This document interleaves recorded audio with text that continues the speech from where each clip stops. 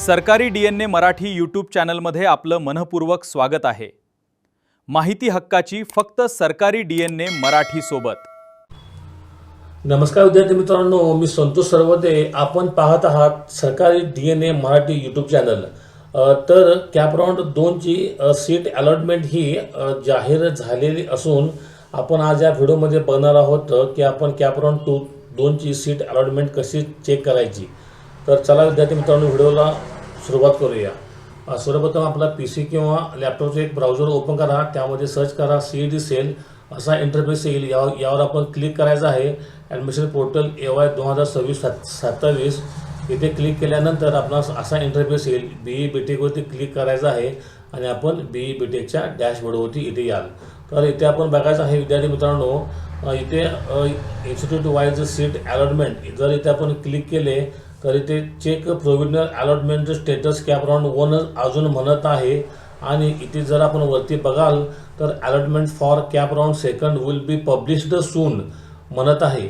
तर इथे आपण टाइम टेबल चेक करायचं आहे विद्यार्थी मित्रांनो। तर इथे आपण बघायचं आहे की display of provisional allotment cap round second 12/8/2026 12 तारखेला ही सीट अलॉटमेंट ही जाहीर व्हायला पाहिजे होती, मात्र आज 13 तारीख आहे।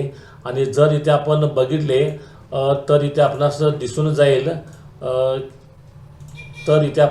जाईल की अजून ही सीट अलॉटमेंट ही जाहीर झालेली नाही।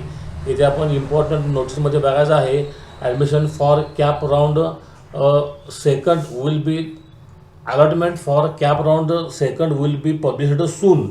तर विद्यार्थी मित्रांनो, CET सेलच्या इतिहासामध्ये असं कधीही शक्यतो झालेलं नाही आहे की दुसरा दिवस अलॉटमेंटला गेलेला आहे, मात्र ह्या केसमध्ये आपणास असे दिसत आहे।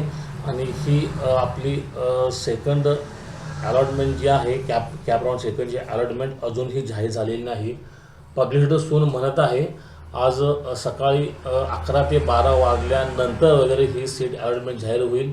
आणि जेव्हा ही सीट अलॉटमेंट जाहीर होईल तेव्हा सर्वप्रथम आमच्या चॅनलवरती आपणास तो व्हिडिओ दाखवण्यात येईल। तोपर्यंत विद्यार्थी मित्रांनो, आपल्या चॅनलला शेअर, लाईक आणि सबस्क्राईब करा। धन्यवाद। थँक्यू। वंदे मातरम।